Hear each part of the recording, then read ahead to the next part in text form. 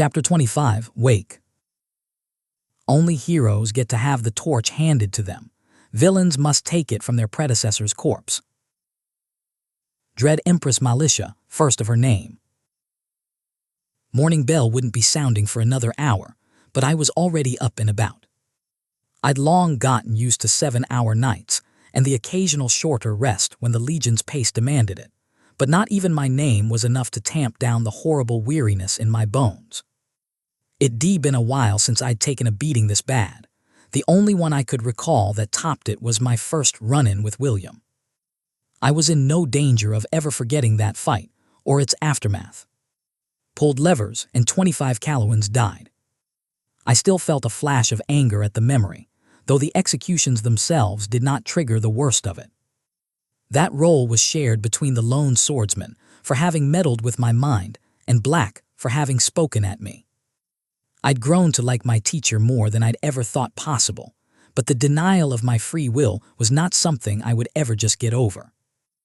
The previous night, I'd put off Archer's initial request for the transfer of her colleague to be done immediately, not that she'd fought me very hard on the subject. After having made her initial impression, she'd seemed pretty nonchalant about the task she'd been entrusted with. That was rather telling, though I lacked information to draw conclusions from it. The internal politics of Refuge were opaque to me, and everyone else for that matter. The one undeniable fact was that Ranger, formerly of the Calamities, ruled the city. And yet the polity was not aligned in any way with the Empire. It was considered a dwarven protectorate, if anything, though the kingdom disliked making definitive commitments to anyone on the surface. I would have thought an independent city ruled by one of elven blood would have drawn the Golden Bloom's attention, but that did not seem to be the case. Ranger herself might be a half-elf, but she'd not been spared by the elven lack of interest in anything going on outside their borders. When I found the Lady of the Lake's envoy, she was seated in a small anteroom close to where we were keeping Hunter, legs crossed as she sat in an armchair and chatted with an interested-looking apprentice. The bow from last night was nowhere in sight, and neither was the coat, leaving her in that pale mail. The dark linen that had covered her lower face had been turned into a makeshift scarf. Some of the unseelie, though they're careful about where they emerge. There are things in the woods not even the Fae would cross lightly, Archer said, sipping at a cup. I glanced at the contents, noting she was already on hard liquor. Gods, not even the Priests like their drink this much. I'd myself broken my fast with a pot of tea and sweetened porridge I'd found already waiting when I'd emerged from my bed, because Hakram was a living treasure. There must be several gates, then, spread across the waning woods, Mazigo replied, tone enthusiastic. Few of them have the ability to actually cross from Arcadia into creation. Squire, the stranger of the two, greeted me when I came in. Archer, I replied, is that Arug in your cup? It's Noon and Asher, she explained easily. Mazigo frowned. No, it is. The ochre-skinned girl sighed. It's an expression, love, she told him. An inaccurate one, the mage muttered under his breath, much to my amusement. I cleared my throat. He has this thing about being exact, I informed her. Archer cast a skeptical eye on the mage, then shrugged. Us poor bastards raised by calamities tend to pick up quirks, I've noticed, she commented, then drained her glass.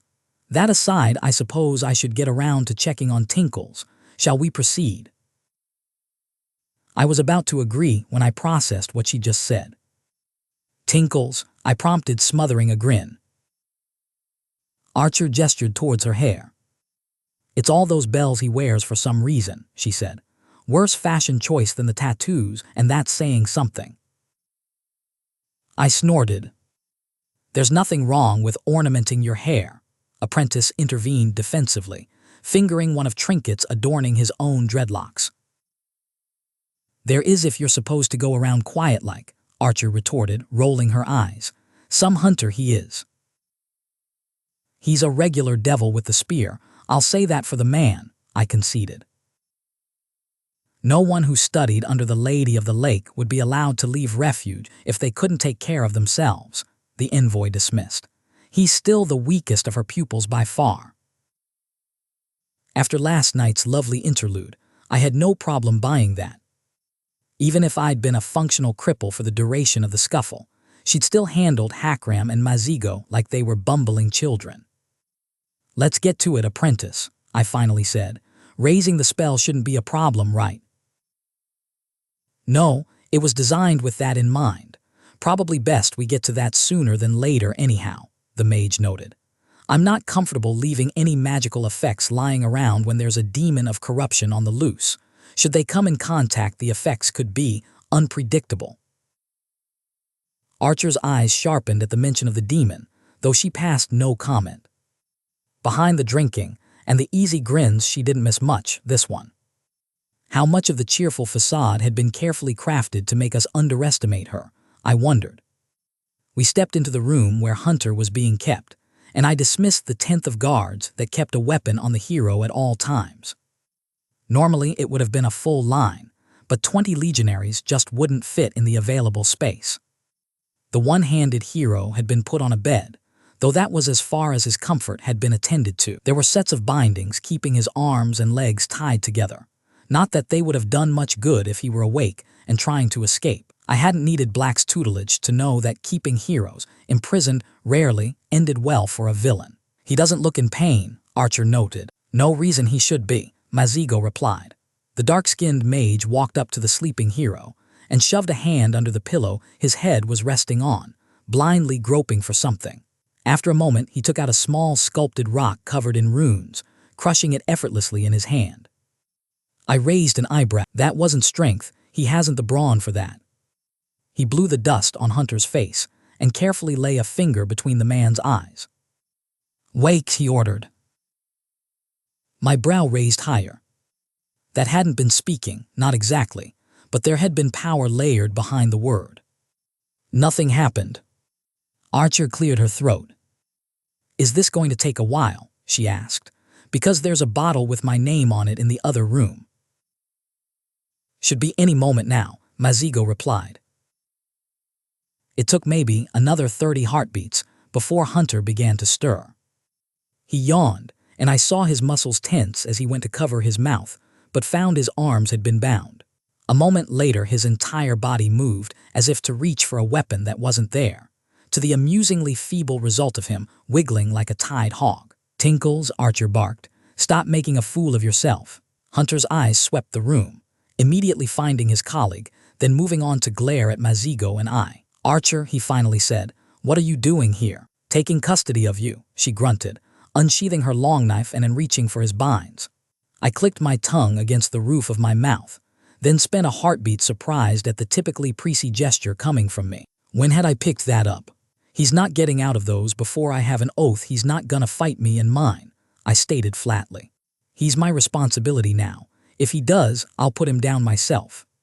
"Archer," the hero burst out, "she's a villain. She's a villain who spared your sorry arse," she spoke sharply. "So watch your bloody mouth. Your entire little stunt abroad has been an embarrassment to the Lady, John. Refuge is going to have to pay reparations to the tower." "Lady Ranger is blinded by sentimentality in this," Hunter bit back. "Callow deserves to be free, even if it's run by her old friends." "Funny how William's crew always talks about freedom," I spoke softly. "Like it's going to feed the country when Prees burns the whole place to the ground on the way out. Like those pretty words assure you of victory instead of a field of corpses from Dormer to Vale." "You are a traitor to your blood, Squire," the hunter sneered. "All you deserve is—" Archer slapped him. "I don't give one damn what flag flies over Callow, John," the name said calmly. "And neither should you. You know what I do care about. Following Refuge's only law. Remind me what that law is, Hunter." The hero looked mulish. "I asked you a question. What is that law, Hunter?" Archer repeated harshly. "Whatever the lady says goes," he muttered.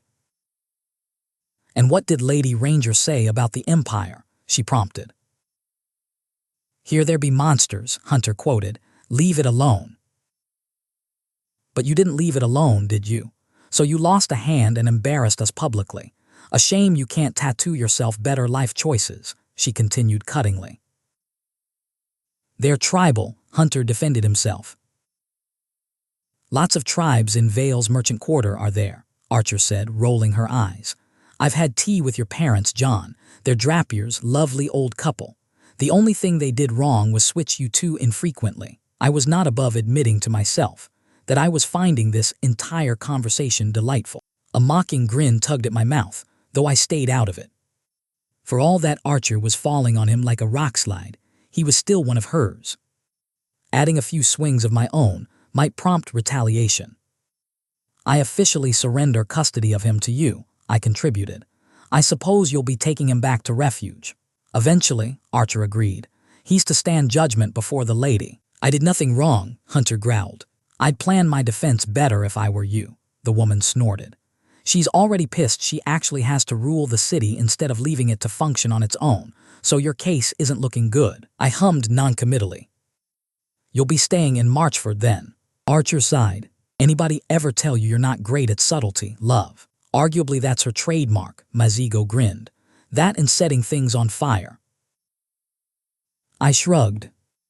I'd never intended to dance around the subject. With what was coming, uncertainty about my guest was not something I could afford. We'll be under attack in a matter of days, I said. I doubt devils or what's left of the silver spears after the demon through with them will care about your diplomatic credentials. A demon, Hunter spoke, tone aghast. God, Squire, what did you summon? This wasn't my doing, I retorted sharply. I'm just cleaning up the mess, and I'd rather not lose 10,000 innocents in the process. Apprentice and adjutant can only do so much, and I'm still wounded. An additional named might make the difference. I'm not sure I could kill a demon, Archer admitted. I frowned. You're a villain. I'd assumed otherwise. Not all roles are so clear-cut, the stranger replied. Well, that explains everything, I commented dryly. If we're still in the city when the assault comes, we'll help, Archer finally said. We, Hunter spat. We, the woman replied softly. You need to consider very carefully whether you want to fight me on this, John. My patience is running thin. That muzzled him effectively enough. I'd appreciate it if you informed me if you intend to leave, I told her. If not, we'll brief you before the fighting begins. A briefing? How very formal, Archer drawled. Tell you what, love, find us an empty room with a sturdy bed and you can debrief me all you want. I looked her up and down, a little surprised. She was pretty, that much was obvious now that her face was visible.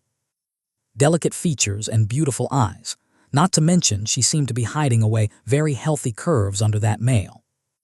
Maybe a year ago I would have taken her up on it, but things had changed since then. Flattered but taken, I said. The ochre-skinned woman grinned the single naughtiest grin I'd ever seen, eyeing me up and down in turn. That doesn't have to be a hindrance. The more the merrier, she winked. Well, she certainly didn't lack for confidence. I'll leave you to your heartfelt reunion, I replied instead of humoring her. Apprentice, we're about due our meeting with Hackram. He nodded. I'd like to pick your brains on a few things later, Archer, he said. Sounds fun, she dismissed. He turned to follow me out of the room, but paused and squeaked as he passed her by. She pinched my ass, he told me in a bewildered tone. Archer's laughter followed us all the way out. It took most of the night, but we have the census you asked for, Hackram announced, unrolling a thick leather parchment that presented a map of Marchford. It was covered in red ink dots, which had the orphan in me twitching. Maps like this cost a fortune, and while this one had likely been looted from the Countess' manor, it was still ruining an outrageously expensive item. Hard numbers, Mazigo asked. Under 2,000 hearths, the orc replied. For further details, I'll wait on Killian since she supervised the effort. The red-headed senior mage entered the in-common room we'd commandeered a moment later, gracing me with a smile as she did. After the last few days, I could honestly say I didn't give a single fuck about decorum. So I crossed the distance between us in 2 strides and dipped her for a kiss. She was just a little taller than me, so this tended to work best when we weren't occupied on a bed, or a table, or once on the desk in Juniper's office, when my legate had been late for a meeting. Her eyes flew open in surprise, but they closed with mine, and within moments I had an armful of warm Killian nestled against me. "I'm glad to see you too, Kat," she spoke breathlessly when we broke apart. "Him," I replied, eloquent as always. Mazigo cleared his throat. "Yes, we're all aware that's going on.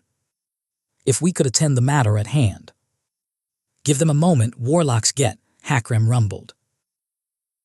He was smiling softly at us, the sight made slightly horrifying by the sharp fangs displayed. Considering the trove of romance novels under his bunk I wasn't supposed to know about, I wasn't surprised. I shook myself out of my pleasant daze. "Right, so hearths, we have a bunch of them lying around the city. Why is that important?" I asked. "A hearth is the magical symbol of a home," Killian explained. "That is weight in matters of sorcery." "The senior mage is correct," Apprentice said, "though it goes deeper than that. A home is a boundary. Tales about vampires in the wasteland being unable to pass a threshold are largely false, but they have a source of truth to them. Hearths are metaphysical anchors." "An anchor is meant to weigh something down," Hakram grunted. "I was under the impression our problem was that we lacked the kind of power that would need one of those." "You're thinking in terms of creating something," Mazigo replied, sounding excited. "Which we will, to an extent, but that's not the core of what we're setting out to accomplish. What you have to keep in mind is that neither devils nor demons are born of creation. They do not, on a basic level, belong here. That's why they have to be summoned in the first place." I frowned. "You're implying that what keeps them out of creation is essentially a threshold," I guessed. "Exactly," Apprentice smiled. "There are extensive records showing that devils are more sensitive to thresholds than any creature born of creation, and even the Fae," Killian said. "Demons are another matter, but theoretically the same reasoning applies." "The central tenet of diabolism as a magical discipline is that sufficiently strong bindings can force anything to obey your will," Mazigo informed us. "Even demons, though that's justly been compared to riding a tiger with a bridle made of straw." "So we can turn individual houses into strongholds that'll keep devils out," Hakram frowned. "That's not enough for a coherent defense, Apprentice." "You're thinking small, my friend," the dark-skinned man replied cheerfully, pushing up his glasses. "I did say we were going to create something, did I not?" I took in a sudden breath. "You want to set up a threshold covering all of Marchford," I grasped. "A surprisingly accurate guess for someone with no schooling in sorcery," he approved. "Just don't talk magical theory at her. She'll fall asleep faster than if she drunk a potion," Killian murmured. "That was once," I protested. "I'd had a long day." "Catherine's stubborn ignorance aside," Mazigo continued, ignoring my objections, "linking a sufficient amount of hearths through ritual would allow me to set up a threshold covering up to the city boundaries." "How many is sufficient?" Adjutant asked. "We'll need local cooperation for that, and that's a mixed bag at best." 24, Apprentice assessed. "We could link more, but we'd be trading power for precision." I did not think it a coincidence that the 24th hell marked the transition from demons to devils. "That's a pattern," I said. "What do you need to power it?" "For the initial phase, I'll need half a dozen mages per hearth, and myself at the center to guide the working," Mazigo replied. "After that, we'll need to keep a fire running in every hearth." "That sounds easy enough," I frowned. "This is not something we can afford to mishandle, Catherine," the bespectacled mage replied. "A ritual is not a permanent ward, and the fires will be the component that allows it to keep functioning. If a single hearth stops burning for even a heartbeat, the entire ritual will collapse." "If it does," Hakram asked quietly, "what happens to the magic that was in the ritual?" "Every other hearth will blow up and devour everything within 30 yards at least," Mazigo admitted. "I could have made this more stable given time, but slapping together a ritual at the last moment always carries certain issues. I remained silent, clenching my fingers and unclenching them. And this threshold will keep the devils out? I asked. Yes, he agreed, meeting my eyes squarely. Then do it, I ordered, but I want you to leave one part of the city uncovered. I traced a rectangle with my finger on the city map, facing the hills where the demon dwelled. I'll need more mages to set up artificial boundaries, but it can be done, Mazigo frowned. May I ask why? I half smiled. You ever read the commentaries on the campaigns of Dread Emperor Terribilis II? Hakram let out a chuckle. Armies are like water, the tall orc quoted. They take the path of least resistance. That's our killing alley, I grunted. It's where they'll attack and it's where we'll bleed them. Apprentice's eyes glittered with something like savage joy. I think I can do a little better than that, actually. I'll need to run the numbers first, so we can discuss it later. I nodded. There's one last matter, I said. There was no sign of surprise from anyone at the table, which got a raised eyebrow from me. You've been looking like you're sitting on something, Hakram said. Huh. I'd need to work on that. It was something of a liability. When you first met Hakram, you could tell he was about to come into a name, I told Mazigo. My glasses have several enchantments on them, he explained. Father's work. And what do those enchantments tell you when you look at me? That you're on the edge of your third aspect, Apprentice replied. I thought as much, I grunted, but I can't afford to wait around for it. Black did this thing in Laura that had me go into a lucid dream. Ah, that, Mazigo grimaced. Yes, I could trigger the epiphany early. I would not recommend that, however. It's one thing to give a name an early start, another to force an aspect. It will be weaker than if you'd waited for it to coalesce in due time. Last time I fought the devils, I broke an arm and leg, I said. The demon will be in a whole other class. It doesn't matter if I'm weaker in the long term if I don't get to the long term. There are risks, Catherine, the mage cautioned me. If we're already being affected by the corruption, a failure in your dream could be nothing short of disastrous. I beat odds, Mazigo, I replied honestly. It's what I do. It's the talent that got me this name in the first place. The bespectacled mage stirred. That kind of talk, he spoke softly, has me worried. Our life isn't for the faint-hearted, I reminded him. Risk doesn't worry me unduly, he replied patiently. But this isn't a villain's risk. Charging in without a plan and trusting your power to see you through is how heroes operate. Villains wait, accumulate power and engage when it is most advantageous to them. Otherwise we lose. If we tread carefully now, if we turn timid, we've lost, I said. Make no mistake, Mazigo. As things are now, we are fucked. We still have the numbers on our side, but not by much, and we're facing a creature that makes a mockery of the kind of warfare we're trained in. If we don't grasp for every advantage in reach, we'll die.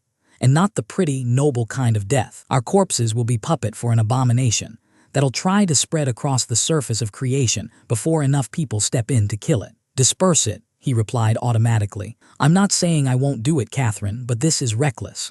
I passed a hand through my hair.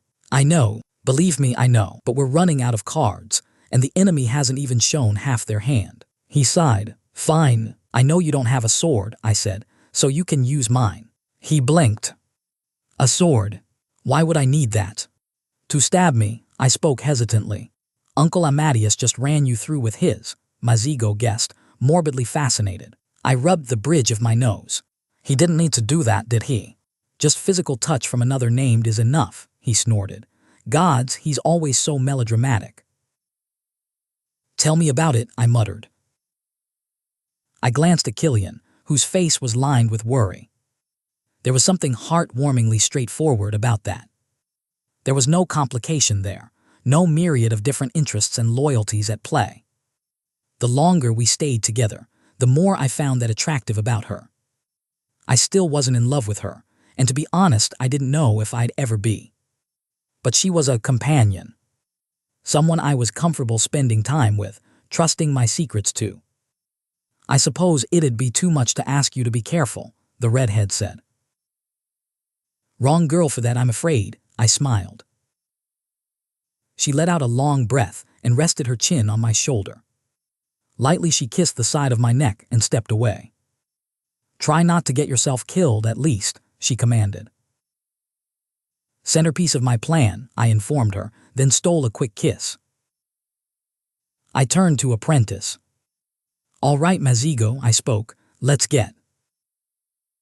The last thing I saw was an index finger headed for my forehead before darkness took me.